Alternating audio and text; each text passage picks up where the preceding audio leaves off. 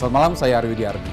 Tahukah Anda, selama ini ada praktek yang sudah berlangsung lama di penjara, namanya tukar kepala, atau biasa juga dikenal dengan tukar badan atau joki narapidana. Praktek ini sesungguhnya jarang terkuak di publik, namun ada dan terjadi di sekitar kita.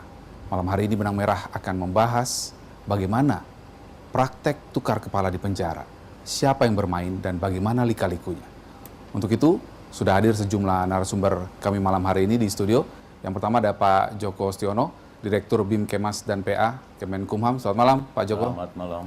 Kemudian yang di tengah Mas Herwanto atau dikenal Mas Anto Jadul. Ini adalah orang yang pernah melakukan tukar kepala di penjara. Selamat malam Mas Anto.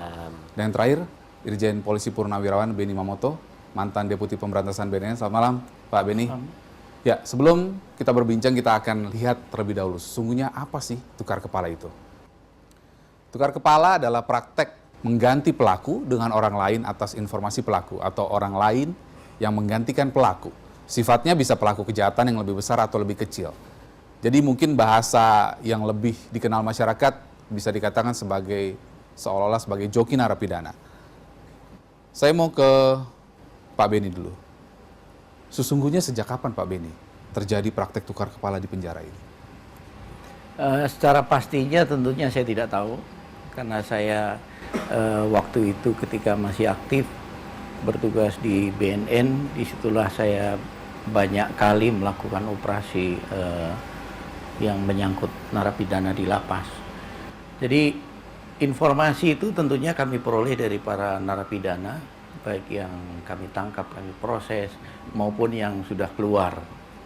Informasi diberikan menyangkut hal-hal yang tentunya salah satunya isu yang hari ini kita angkat. Bagaimana seorang napi ada di dalam, itu sesungguhnya bukan dia terpidananya, sesungguhnya orang lain. Jadi seperti joki lah. Kalau kita lihat di ujian-ujian di perguruan tinggi, ada joki yang menggantikan.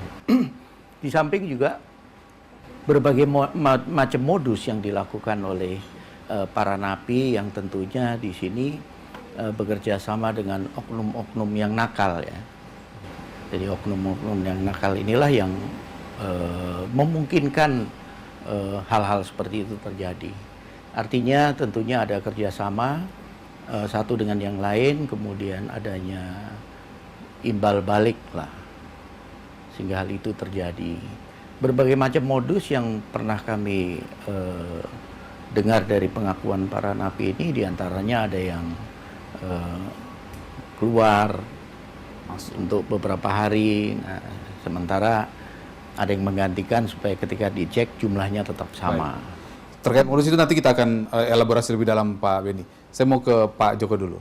Benar nggak Pak masih terjadi joki atau tukar kepala, tukar badan di lapas atau di penjara itu? Informasi ini sungguh mengejutkan sebetulnya. Akan sulit sekali terjadi di dalam itu, kejadian seperti itu, tukar kepala. Kalau isu ini ya, isu yang kami dengar memang sebelum masuk. Jadi sebelum masuk, misalnya si A yang berbuat, yang tertangkap awalnya, kemudian yang masuk ternyata B. B itu juga ada kaitannya dengan A.